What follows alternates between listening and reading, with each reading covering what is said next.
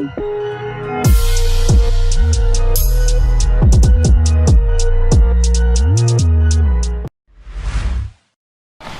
Pugh for Pep Talk Boys, joined today at Miguel's gym by Dillian Whyte. How are you? How you doing, fella? Nice that you came down, man.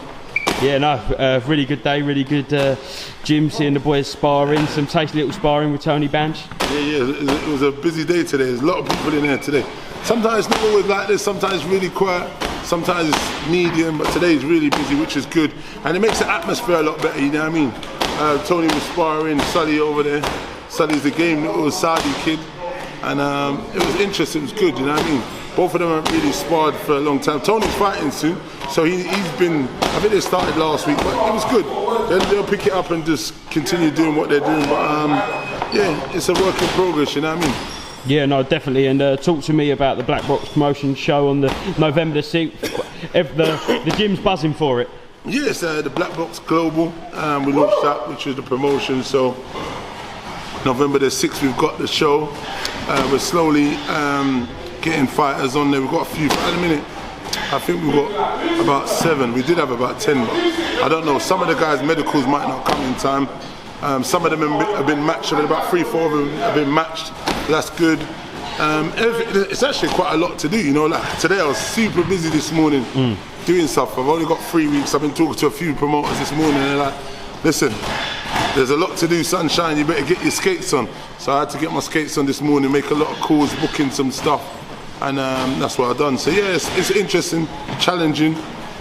Got a decent fan base around the area and with fans, so selling quite a bit of tickets. There's boys on there that are selling tickets, so it's good, like, but it's not over until the fat lady sings. We've got to get to the weigh-in, we've got to get to the COVID testing, make sure everyone's clear and safe, and go from there, you know what I mean?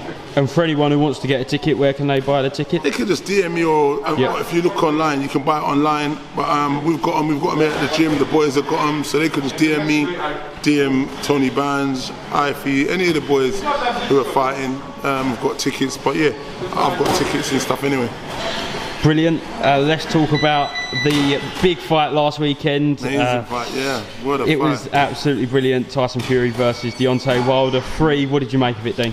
Listen, it was a bloody war of nutrition, and I think that's the right word. I think the nutrition was the key factor in there, because Deontay Wilder put it all on the line, and it came down to the war of nutrition, the fitness, the experience, and you know, Fury came out on top in the end because he kind of like punched himself out a little bit.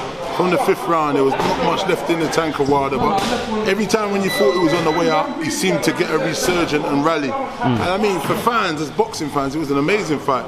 You know what I mean? It's definitely a modern day classic when you think of the old school fights, you know, Holyfield, Bowl, Lennox Lewis. But that actually was a double.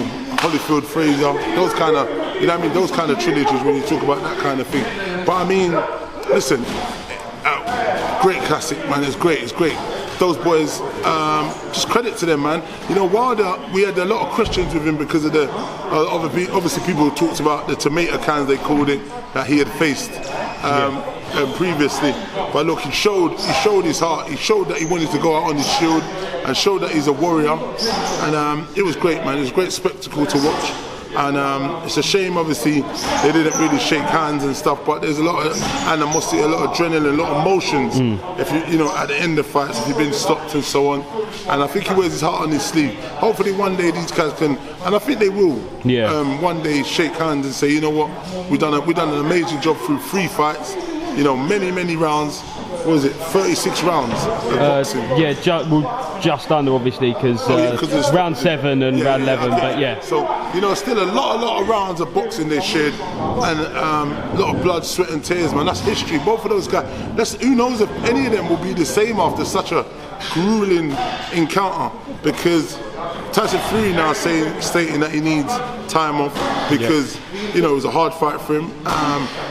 And then on top of that, he's been training for, he said, the best part of 1.5 years, 2 years, no rest. So, and then obviously coming from a 2 devastating knockout losses, Wilder to him, you know, he's got a question, you know, where he wants to be in his desire. There might be a question there, but like I said, he proved a lot the other night. Hopefully he does come back. I think there's some big fights for him. You know, Dillian's got to get past Wallin and get his chance for the WBC title. But it's a great fight for Dillian, great fight for AJ, great fight for Andy Ruiz, and any of the top boys who are at that kind of Joe Joyce is in and around that argument. I don't know if any of them might take it because they might look at him like he's not really a big household name, and he's a dangerous guy. You know, Robert Helenius is back, a double win against Kawanaki. Kawanaki, good win. So I mean, listen, there's some good fights at the top of the table. Yeah, definitely. Big baby Juice Miller's back. Wow, yeah. Yeah, I don't know where he is, but he said he's back somewhere. And I mean, look, the Cuban kid who beat Frank Sanchez. Yes, he beat Jagbar. His mustard. Footwork was phenomenal. Very Usyk-esque, I felt. Yeah, so, you know, it's kind of like there's loads of fights up there with people, but he's down the ladder a little bit, but I mean, he's still a skillful fella. I mean, there's loads of good fights. We've got the rematch with Usyk and AJ, which we don't know which way that goes either. But there's just loads of big fights. See you later, Sonny. But I mean, look, for me, that fight the weekend was one of the best, you know, in my time of boxing, you know, like in the modern day. And we've got to give credit to those boys. Those boys will go down as Hall of Famers and give them credit for what they've done. And, you know, now roll on Dillian's fight on November the 30th. That's going to be like a month of grandstanding fights. Where it was AJ Usyk, then it was Wilder. I think within 5-6 weeks of each other. You know, boxing fans, they've been enthralled with the heavyweight season, would call it, a series as it would be. But I mean, look, it's good. It's good times, you know what I mean? So Dillian's got a hard fight, a southpaw. Let's see what happens, man. It's a hard fight. I believe he'll go and do the damage, but it's not an easy fight, you know. It's definitely not an easy fight. No, definitely. And do you think Tyson Fury underestimated Deontay Wilder in the third fight? I wouldn't say underestimate. He said obviously he's been out the ring for the same duration, you know, a year and a half, I think it had been. So, you know, obviously ring time, you can't beat ring time as much as you spar and train and do certain things.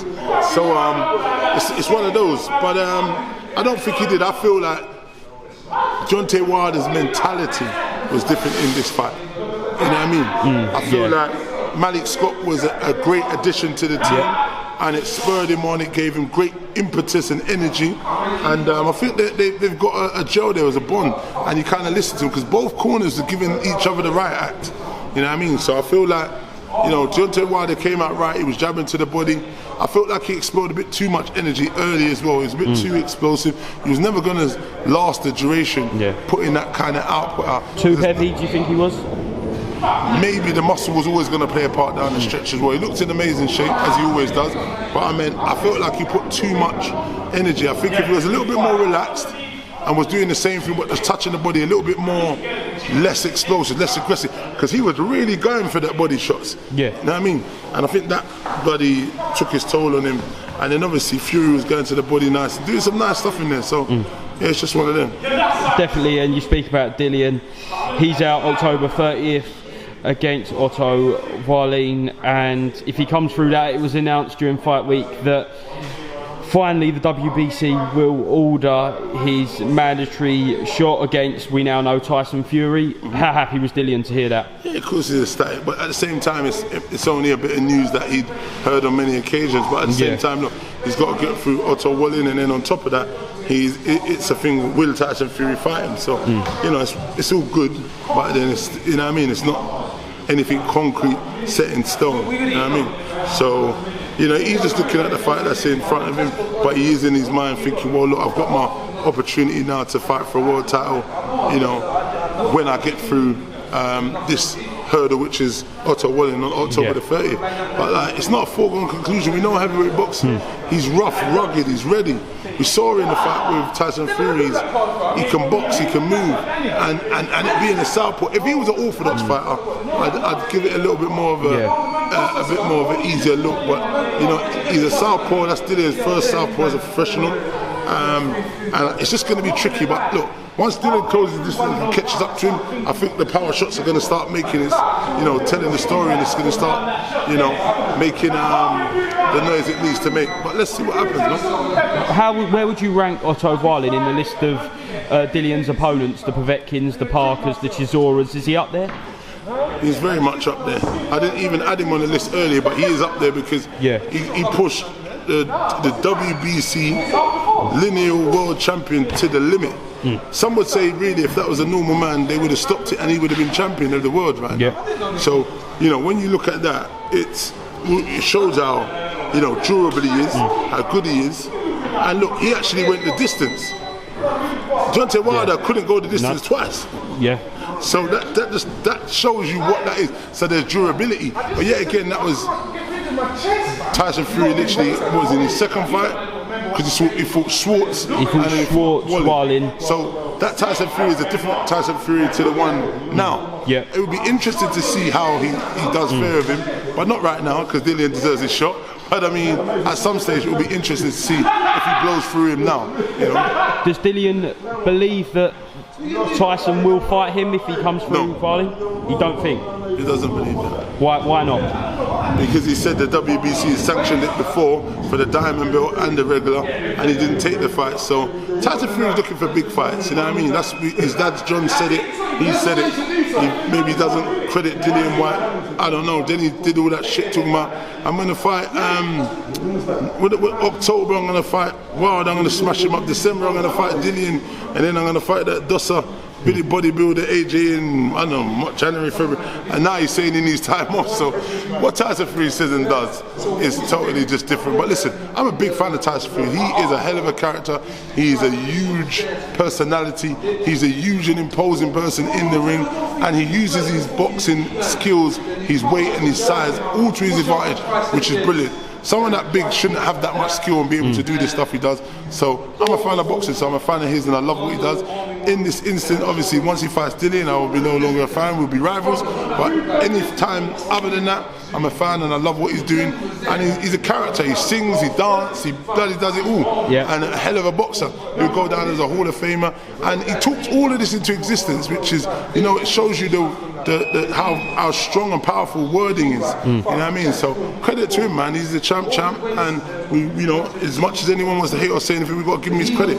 Hats off to him, amazing champ, and let him do his thing. He's going to be a hard man to beat though, but I think Dillian's got the right components to go in there and do some stuff. So it'll be interesting. Let's not look past Wallin, but listen, man, credit to him again. That's all I got to say. Finally, Dean, do you think Dillian has the style to beat Tyson Fury? This is what boxing's about. Boxing is about styles and matching. Styles make fight. Example, Helenius beat Kawanaki. Gerald Washington beat Helenius. Kawanaki beat Gerald Washington. Boxing's strange. Styles make fights. The game is what it is. Dillian has the upsetter style to do that kind of damage and upset the odds, because he will take a punch to give a punch. Dillian can box, he can punch, he can fight, and he'll sit on the chest and get busy. So you know what I mean? It's going to be an interesting time. But look, October the 30th round the corner, 2 weeks to go from tomorrow. Let's get past that hurdle, because it is a big hurdle, and look forward to anything else after that. We'll end the year on the right note, and God willing, it's all going to go in our favour. Brilliant. Thanks very much, Dean, for talking to Pep Talk. Anything else you'd like to mention? Man, Pep Talk boys, big up Pep Talk boys. RIP my bro. Shit, man, my bro, man. Pro Beez, man. These guys in memory, they're gonna do this for you, and I'm gonna work with these guys to build this thing and keep the honour and keep the name there, my brother. Yeah, man, it's sad. People, put RIP in the comments. Pro Beez, everyone who loved him, respected him for what he done in the sport of boxing. Shout out to that. Much appreciated. Thanks very much, Dean. Hopefully catch up with you soon. Thanks.